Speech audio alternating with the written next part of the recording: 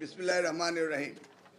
আমাদের board আন্তঃবোর্ডের chairman উনি এইমাত্র আপনাদেরকে আনুষ্ঠানিকভাবে 18,29,485 জন শিক্ষার্থী আমাদের ছিল, সে উত্তীর্ণ হয়েছে 11,38,877 জন। পাশের হার হয়েছে 62.25। জিপিএ এ প্লাস পেয়েছে 1,16,676 জন।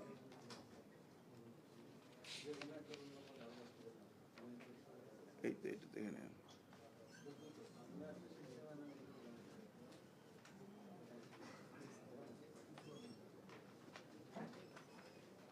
আর তো কিছু পড়া না, আর কিছু পড়া নেই।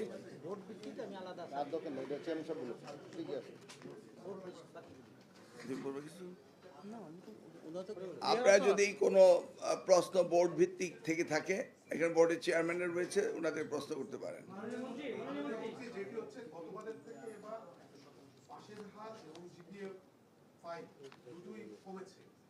গতবার তো একটা সিদ্ধান্ত ছিল, মানে 5 আগস্টের পর একটা সিদ্ধান্ত ছিল শিক্ষার্থীদের যে মানবিক নাম্বার দেওয়া হতো সেটি বন্ধ করে দেওয়া হতো, অর্থাৎ গ্রেস নাম্বার যেটাকে বলি। তো তারপর এইবারও সেম পদ্ধতি ফলো করা হচ্ছে, কিন্তু তারপরে কেন গতবারের থেকে এবার মানে রেজাল্ট মানবিক নাম্বার কি মানে কি? গ্রেস দেওয়া হয় না, সেটি 5 আগস্টের মানে আমি তো আপনার প্রশ্ন বুঝছি না। মানবিক আবার পরীক্ষায় কি? এটা আবার সহানুভূতি কি? এমন ধরনের পদ্ধতি সম্পর্কে আমার শিক্ষা জীবনের কোনো জ্ঞাতসারে নেই।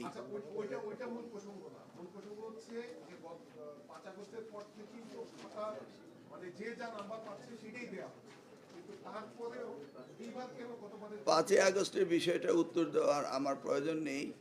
আমি এবার থেকে যেটা নাম্বার পেয়েছে সেটাই দেওয়া হয়েছে। শুধু নতুন সুবিধা যেটা হয়েছে, আগে পদ্ধতি ছিল যদি কোনো স্টুডেন্ট রি-এক্সামিন করতো তাহলে শুধু টেবুলেশন শিটটা দেখা হতো, সত্যিকার অর্থে ওই শিক্ষার্থী খাতা পাল্টিয়ে গিয়েছে কিনা এবং শিক্ষক যথাযথ নাম্বার দিয়েছে কিনা এই পুনর্পরীক্ষা করার ব্যবস্থাটি ছিল না। এবার আমরা আইনগতভাবে পরিবর্তন এনে সেই ব্যবস্থাটি রেখেছি যে প্রত্যেকটি শিক্ষার্থী তার খাতা পুনঃপরীক্ষা করার সুযোগ দেওয়া হয়েছে। সেই ক্ষেত্রে কোনো মানবিক বিষয় নেই। এক্স্যাক্টলি আবার রিভিউ করা হবে in front of A committee. যদি কেউ কাউকে ভুলভাবে মার্কিং করে থাকে বা যেখানে যা পাওয়ার উপযুক্ত রয়েছে সেটা যদি না দিয়ে থাকে, দেয়াল বি রিভিউ কমিটি। রিভিউ কমিটির সামনে সেই খাতা পুনঃপরীক্ষা করা হবে। এক্স্যাক্টলি প্রত্যেকটি ছাত্রছাত্রী যা প্রাপ্য তা তাকে দিতে হবে। ধন্যবাদ।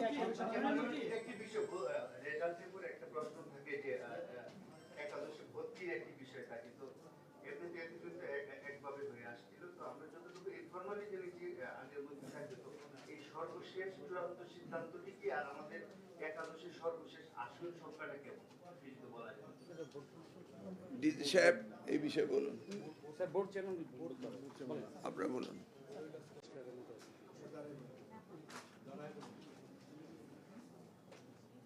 আসসালামু আলাইকুম ওয়া রাহমাতুল্লাহ।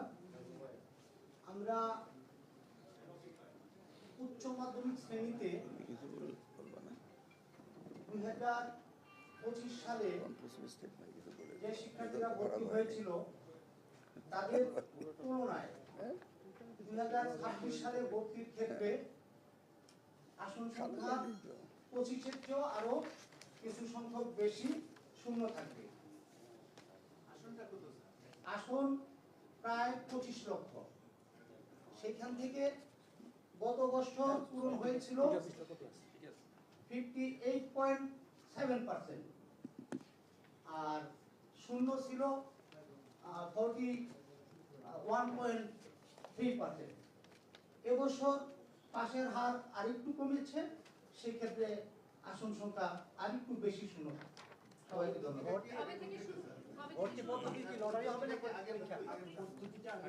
জি, ভর্তি কার্যক্রম আমরা শিডিউল ডিক্লেয়ার করেছি, ওভাবেই হবে। লটারি হবে না পরীক্ষা দিতে হবে কোনটা? লটারি হলো পরীক্ষা হলো প্রচলিত যে বিধান, অর্থাৎ স্কোরের ভিত্তিতে এবং শিক্ষার্থীর চাহিদার ভিত্তিতে আসন বরাদ্দ হবে। মাননীয় মন্ত্রী আমাদের ধন্যবাদ। শেষের প্রশ্নের উত্তরটা প্রথম দেই। 100% যারা পাস করেনি সেই স্কুলের প্রধানদের গিয়ে আপনি জিজ্ঞেস করুন, তারা বলতে পারবে তাদের স্টুডেন্টদের কেন পাস করলো না। ধন্যবাদ আপনাকে। মন্ত্রী বলতে পারবে না এই বিষয়টি। কারণ আমি শেষ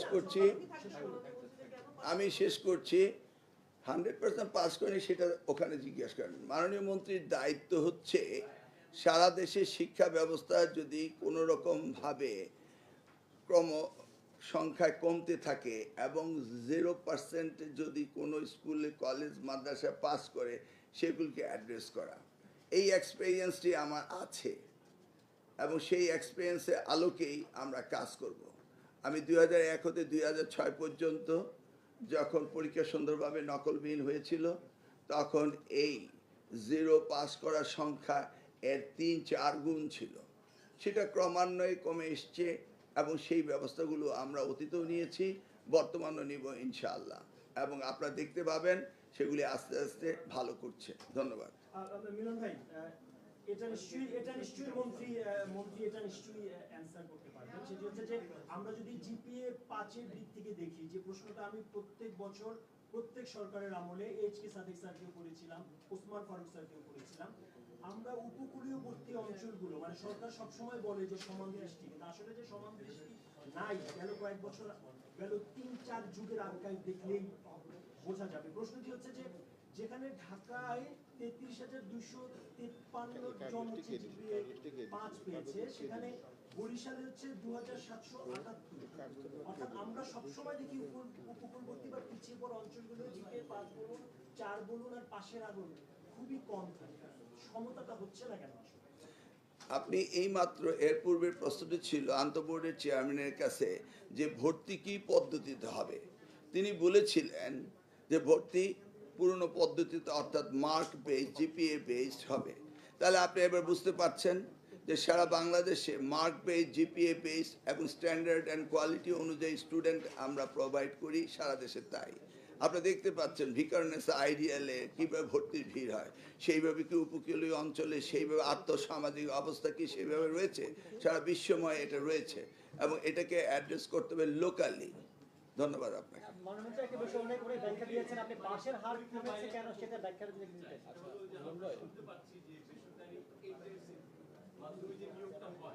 আজকে আপনারা রেজাল্ট নিয়ে প্রস্তুত করুন, সেই বিষয়ে অন্যদিন আমরা আলোচনা করব। ব্যাপক আলোচনা রয়েছে, আপনি শুনতে পেয়েছেন আমরা কি করেছি, দুইটার মধ্যে প্রভেদ রয়েছে। আমরা যখন সেটা নিয়ে প্রেস কনফারেন্স করব তখন আপনি প্রশ্ন করবেন, প্রত্যেক প্রশ্নের উত্তর দেব।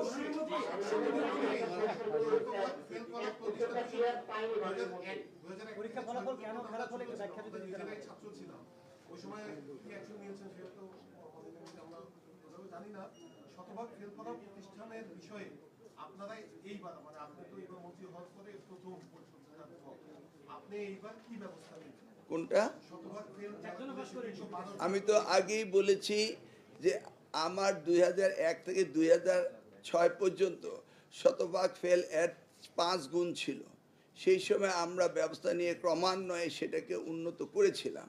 এবার জাস্ট অপেক্ষা করুন, ইনশাআল্লাহ। রেজাল্ট তো আজকে আসলো, আপনাদের নিউজের জন্য তো অপেক্ষা করতে হবে। আপনি আগামী রেজাল্ট পর্যন্ত অপেক্ষা করেন, দেখেন অনেক পদ্ধতি অনুসরণ করা হবে, শুধু ডাকলেই কি হবে নাকি। সিরিজ অফ সিস্টেম এটা আমি ইন্ট্রোডিউস করেছিলাম 2001 থেকে 2006 সিরিজ। আমাদের দায়িত্ব হলো এই শিক্ষা যদি খারাপ হতে থাকে সেটাকে উন্নত করা। পরীক্ষা ফলাফল যেটা হয়েছে, যে ফলাফলটা হয়েছে এই ফলাফলটা গতবার যে ডেফিনেটলি খারাপ হয়েছে, কেন আসলে খারাপ হলো, জিপিএ 5 কেন হলো সেই ব্যাখ্যা একটু মানে গতবারের হচ্ছে যে খারাপ হলো ফলাফলটা কেন হয়েছে সে ব্যাখ্যা কি যারা পরীক্ষক ছিলেন তারা দিয়েছেন কিনা বা মানুষ জানতে চাই বা কেন ফলটা আপনি পরীক্ষার রেজাল্ট হলো এখন জানলাম এখন, আর 5 মাসের মধ্যে ফলাফল কিভাবে উন্নত হলো না হলো সেটা তো আপনি অনেকদিন ধরে সাংবাদিকতা করতে, আপনি আমাকে মিটিং এর পরে হেল্প করবেন এবং পয়েন্টগুলো দিবেন ইনশাআল্লাহ, আমরা সেগুলি নিয়ে দেখবো। সরকার বদল হলে পরীক্ষা পাশের হার বদল হচ্ছে এটা একটা চিন্তার বিষয়। এগুলি এটা আপনার থিওরি, এটা সত্য নয়। আমরা সবসময় বিগত সময়গুলোতে দেখেছি যে মাদ্রাসা শিক্ষা বোর্ডের পাশের হার সর্বনিম্ন কখনোই ছিল না। এবার ঢাকা বোর্ডের সর্বোচ্চ, মাদ্রাসায় সর্বনিম্ন। এটা একটু বলবেন আপনি আপনার ভাষায়। এটা আসলে আমি আপনার কাছে জানতে চাচ্ছিলাম, আমিও খুব কোয়েরি আমার মনে, এটা হলো কেন, একটু আমাকে হেল্প করুন, ধন্যবাদ।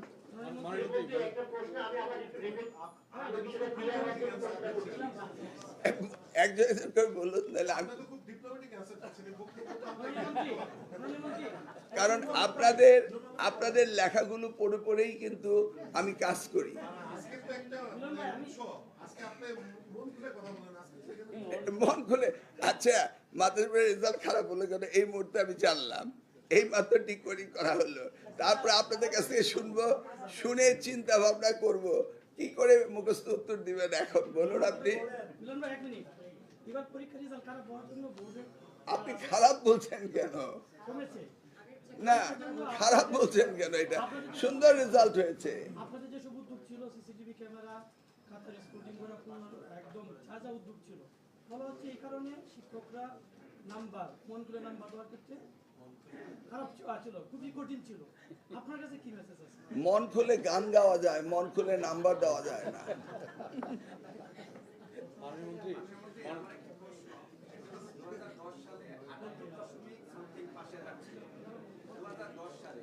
হ্যাঁ,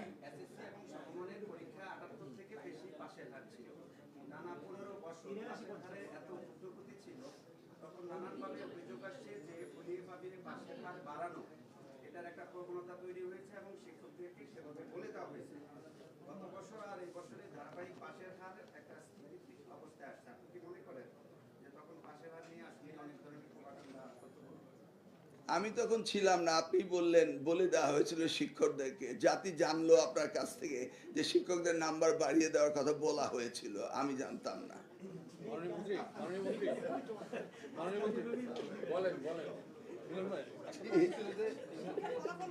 এখানে হচ্ছে আপনার বাংলা ইংলিশে, বাংলার ক্ষেত্রে আপনার বরিশাল বোর্ড আর সিলেট। শিক্ষামন্ত্রী সন্তুষ্ট হয় যখন যে যা পড়ে এবং তার উত্তর এবং তার সেই পরিমাণ নাম্বার পায়, সেই জন্যই সে সন্তুষ্ট।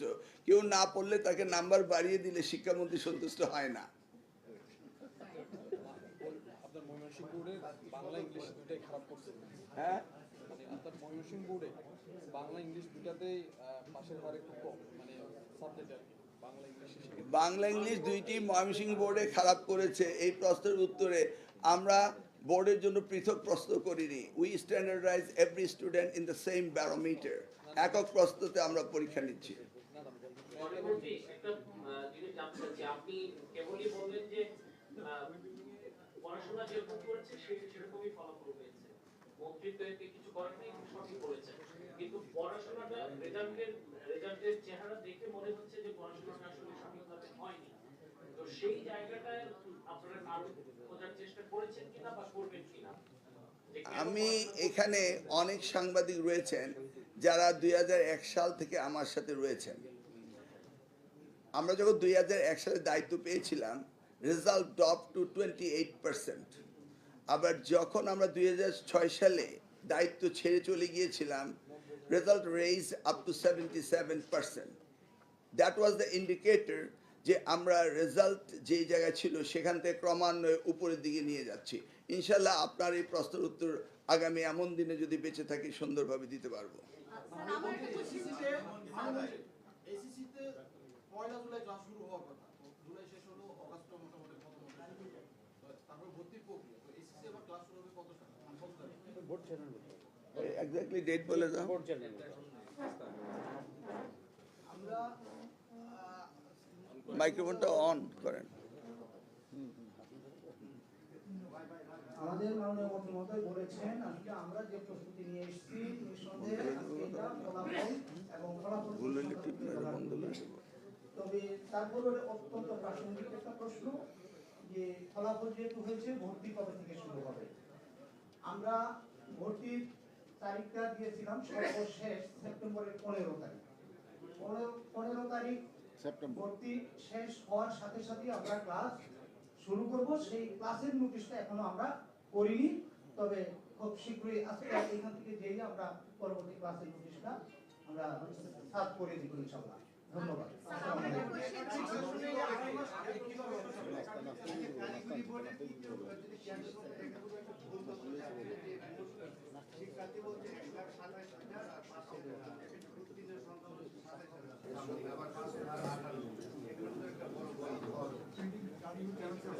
কারিগরি চেয়ারম্যান সাহেব কোথায়? এটা অবভিয়াসলি প্রিন্টিং মিস্টেকস। এই ধরনের মিস্টেকস তো এন্টারটেইন করা যায় না, কারণ সাংবাদিক সাহেবরা তো এই ক্যালকুলেটর দিয়ে ক্যালকুলেশন করবেন। এটা কারেক্ট করে দেন এক্ষুনি। আমার মনে হয় যারা প্রশ্ন করেন পত্রিকার নাম বা মিডিয়ার নাম বলে আমি সবসময় খুশি হই। আমার নাম শাহিন আক্তার, আমি নিউ এস পত্রিকার রিপোর্টার। স্যার, আমি জানতে চাচ্ছিলাম রেজাল্টের ক্ষেত্রে কোন বিশেষ সাবজেক্টে আসলে শিক্ষার্থীরা কোন সাবজেক্টে বেশি খারাপ করেছে, ম্যাথমেটিক্স আর ইংলিশ, এটা একটু জানতে চাচ্ছিলাম। এটা চেয়ারম্যান সাহেব বলুন, অ্যানালাইসিসটা কোন সাবজেক্টে বেশি খারাপ করেছে? চেয়ারম্যান সাহেব বলেন। স্যার, কোন সাবজেক্টে খারাপ করেছে?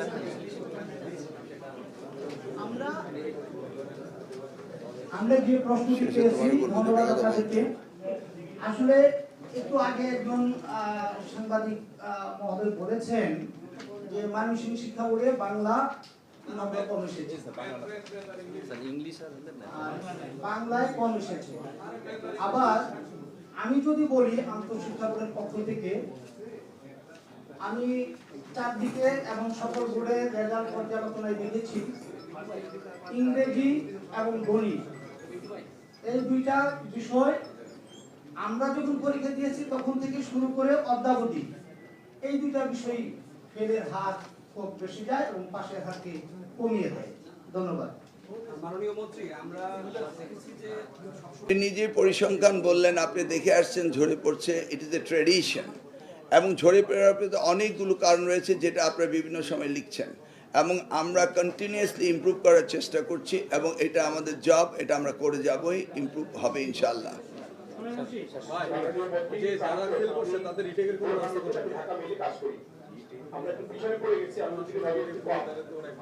জি,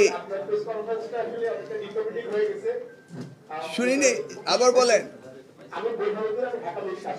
হ্যাঁ,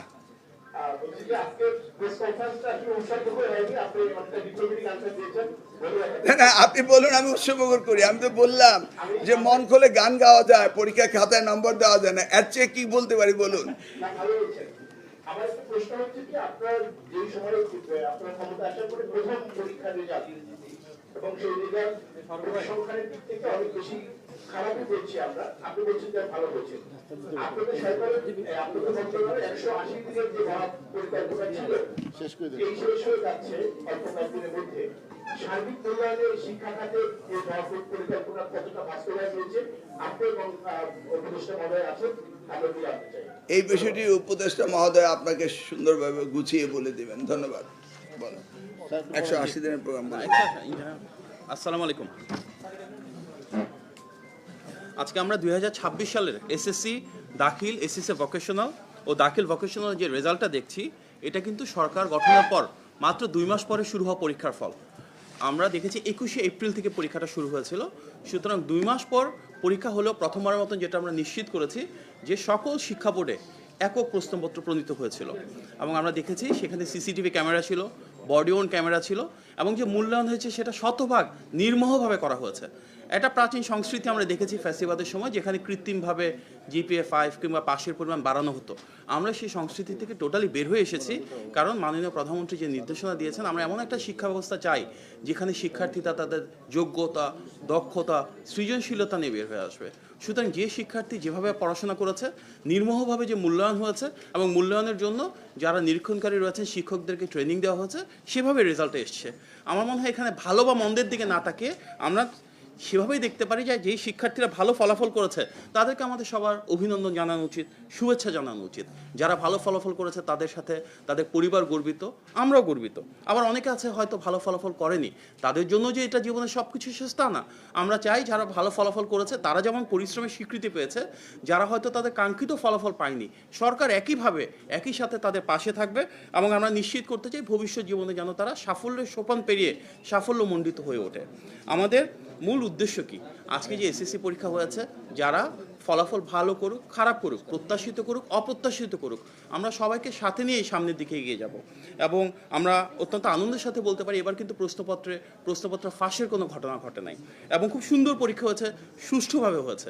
এই কার্যক্রমে যারা ছিলেন, অর্থাৎ আমাদের শিক্ষক, অভিভাবক, অবশ্যই যে শিক্ষার্থীরা পরীক্ষা অংশগ্রহণ করেছে, শিক্ষা কার্যক্রমে সম্পৃক্ত সবাই, মাঠ প্রশাসন, আইন শৃঙ্খলা বাহিনী, সবাইকে আমরা ধন্যবাদ জানাচ্ছি।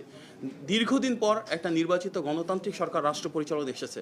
জনগণের অনেক প্রত্যাশার মাঝে সুন্দরভাবে এসএসসি পরীক্ষা হচ্ছে কিনা এবং প্রত্যেকে মেধার মূল্যায়ন পাচ্ছে কিনা, সেটাও কিন্তু একটা বড় প্রাপ্তি। সুতরাং গণতান্ত্রিক সরকার বিশ্বাস করে কি আমাদের এমন একটা শিক্ষা ব্যবস্থা গড়ে তুলতে হবে যেখান থেকে আত্মনির্ভরশীলতা তৈরি হবে, কর্মসংস্থানের সুযোগ তৈরি হবে। সুতরাং আমরা একদিকে যেমন পাশ ফেল গুরুত্বপূর্ণ, বাট একই সাথে প্রয়োজন তারা কি তাদের সৃজনশীলতা, মেধা, যোগ্যতার নির্মোহ মূল্যায়ন পাচ্ছে কিনা, এবং মাননীয় শিক্ষামন্ত্রীর নির্দেশনায় সেভাবেই কিন্তু এবার আমাদের এসএসসি পরীক্ষা অনুষ্ঠিত হয়েছে। আমাদের আজকে যারা ভালো ফলাফল করেছে কিংবা যারা হয়তো অনেকটাই প্রত্যাশিত ফলাফল পায়নি, সবার উদ্দেশ্যে আমাদের বার্তা কি? একটা সুনির্দিষ্ট লক্ষ্য যেন সবাই স্থাপন করে, কঠোর পরিশ্রম করে, নিজের উপর বিশ্বাস রাখে, আস্থা রাখে, থেমে না যায়। নির্বাচিত সরকার সকল শিক্ষার্থীর পাশে আছে। আমরা গণমাধ্যমের প্রিয় সাংবাদিক ভাই বোনদের কাছে আহ্বান জানাবো, আমরা গঠনমূলকভাবে আমাদের শিক্ষার্থীদের পাশে দাঁড়াই। যারা ভালো ফলাফল করেছে, যেই প্রতিষ্ঠানগুলো ভালো করেছে তাদেরকে প্রেরণা যোগাই। যেসব ক্ষেত্রে ঘাটতি আছে আমরা সমন্বিত উদ্যোগের মাধ্যমে তাদেরকে আরও কীভাবে এগিয়ে নেওয়া যায়, যেখানে সমস্যাগুলো রয়েছে সমাধান কিভাবে করা যায়, গুণগত মান কিভাবে উন্নয়ন করা যায়, যেটা আমাদের মাননীয় শিক্ষামন্ত্রী বলেছেন, সেভাবে এগিয়ে যাই। আর 180 দিনে যে মূল্যায়নের কথা আমরা বলছি, দেখুন ফ্যাসিবাদের সময় পুরো রাষ্ট্র কাঠামো ভেঙে গিয়েছিল। সবচাইতে বেশি ধ্বংসপ্রাপ্ত যে খাত সেটা শিক্ষা ব্যবস্থা। আমরা তো সেখান থেকে সম্পূর্ণভাবে পরিবর্তন, সংযোজন, বিয়োজন এবং সংস্কার করছি আমাদের একাডেমিক কারিকুলামে। তারপরে আমাদের আগামী শিক্ষাবর্ষে হয়তো সব পরিবর্তন একবারে করা সম্ভব হবে না। নতুন আমরা বেশ কিছু কারিকুলাম চেঞ্জ করছি, 4টা নতুন বই আমরা অ্যাড করছি। ইতিপূর্বে আপনারা জানেন, ইতিপূর্বে প্রথমবারের মতো আমরা যে বলি যে বৈষম্যহীন শিক্ষা ব্যবস্থা, সারা বাংলাদেশে তৃণমূল থেকে ঢাকা পর্যন্ত এক প্ল্যাটফর্মে এসে বেশ কিছু কম্পিটিশন করেছি। 22 লক্ষ শিক্ষার্থীর অংশগ্রহণে আমরা ফুটবল টুর্নামেন্ট দেখেছি প্রাথমিক পর্যায়ে। মাধ্যমিক ও উচ্চশিক্ষাতে আমরা দেখেছি innovation grant, start up competition. দেশের সব শিক্ষা প্রতিষ্ঠান অংশগ্রহণ করেছে। একদম ক্লাস 1 থেকে ক্লাস 12 পর্যন্ত সব শিক্ষা প্রতিষ্ঠানে আমরা বৃক্ষরোপণ করেছি। এর পাশাপাশি শিক্ষকদের ট্রেনিং কীভাবে বাড়ানো যায়, সুযোগ সুবিধা কীভাবে বাড়ানো যায়, শিক্ষা কার্যক্রমে কীভাবে আমরা ক্রীড়া সংস্কৃতি সন্নিবেশ করতে পারি, শিক্ষা কার্যক্রমে টেকনোলজিক্যাল ইন্টিগ্রেশন কীভাবে করা যায়, এগুলো নিয়ে মাননীয় শিক্ষামন্ত্রীর নেতৃত্ব এবং নির্দেশনা আমাদের কাজ চলমান রয়েছে। স্বাভাবিকভাবে 16 বছরে ভেঙে পড়া রাষ্ট্র কাঠামো হয়তো 5 বা 6 মাসে আমূল পরিবর্তন সম্ভব না, কিন্তু আমাদের সর্বোচ্চ আন্তরিকতা রয়েছে, আপনাদেরও সর্বোচ্চ সহযোগিতা রয়েছে এবং সামনের দিনগুলোতে আমাদের বহুপাক্ষিক আলোচনার মাধ্যমে, ডায়ালগ কনসালটেশনের মাধ্যমে ইনশাল্লাহ যে প্রত্যাশিত পরিবর্তন সেগুলো আমরা নিশ্চিত করব। আমি আপনাদেরকে অনুরোধ করব, প্রিয় সাংবাদিক ভাই বোনেরা, আমাদের যারা শিক্ষার্থী রয়েছে তাদেরকে আপনারা হাইলাইট করুন, যারা ভালো ফলাফল করেছে তাদেরকে অনুপ্রেরণা দেন, যেসব শিক্ষা প্রতিষ্ঠান ভালো করেছেন তাদের স্বীকৃতি দেন, এবং যেসব জায়গায় সমস্যা রয়েছে সেগুলো আমরা একসাথে আইডেন্টিফাই করি এবং একসাথে সবাই মিলে সমাধান করবো ইনশাল্লাহ। আমি মাননীয় শিক্ষামন্ত্রীর অনুরোধ ক্রমে আজকের প্রেস কনফারেন্স শেষ করছি। ধন্যবাদ। আসসালামু আলাইকুম। ভাই, সম্মানিত সাংবাদিকবৃন্দ, আজকের অনুষ্ঠানটাকে উৎসবমুখর করার জন্য প্রথম পদক্ষেপ আমাদের সম্মানিত চেয়ারম্যান মহোদয়রা আনুষ্ঠানিকভাবে আমাদের মন্ত্রী এবং অ্যাডভাইজারের কাছে রিজাল্ট হস্তান্তর করবে। সম্মানিত চেয়ারম্যানরা রিজাল্ট হস্তান্তর করবে।